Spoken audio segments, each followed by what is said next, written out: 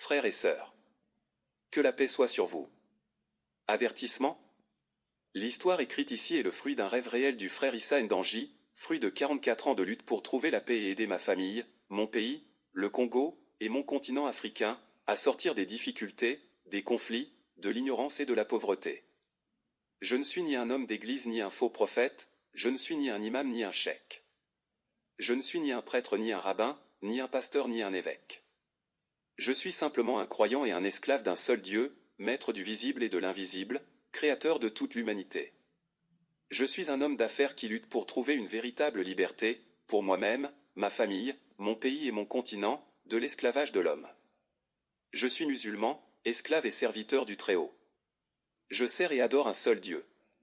Je témoigne qu'il n'y a d'autre divinité qu'Allah et que Mahomet est le messager d'Allah et le dernier des prophètes. Il s'agit d'un récit puissant et complexe, aux thèmes historiques, spirituels et sociopolitiques profonds. Il raconte l'histoire d'un royaume riche et prospère qui sombre dans les ténèbres à cause de manipulations externes, de corruption interne et de la perte de la foi et de la lumière de la guidance. Je suis leader de la foi et ma mission première est de protéger ma religion, ma culture et mon peuple des menaces extérieures, qu'il s'agisse d'envahisseurs, d'oppresseurs ou de factions hérétiques.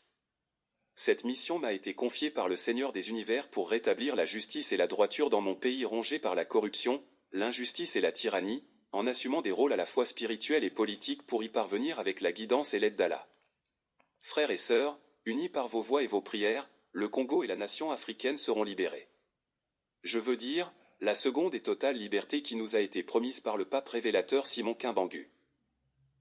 Africains, croyant en un seul Dieu, et combattant de la liberté que le monde a passé sous silence pendant une décennie, il fut le seul dirigeant africain à être resté 30 ans en prison à partir du 3 octobre 1921, peine transformée plus tard en prison à perpétuité jusqu'en 1951, pour avoir prêché l'égalité et adoré un seul Dieu. Le nom qui m'est donné ici comme leader de la foi vient d'un respectable et défunt leader indien, Mahatma Gandhi, lorsqu'il m'est apparu et m'a parlé alors que je regardais la télévision à la maison, et non dans mes rêves. Veuillez écouter l'histoire jusqu'aux dernières éditions pour comprendre les luttes et découvrir les merveilles de notre Seigneur, le Créateur de toute l'humanité, et constater les bienfaits et la douceur de l'enseignement du dernier prophète Muhammad, que la paix soit sur lui, une bénédiction pour le monde et toute l'humanité. Tout droit réservé. Aucune partie de cette publication ne peut être reproduite, ou stockée dans un système de recherche sans l'autorisation écrite de l'auteur. Frères et sœurs, que la paix soit sur vous.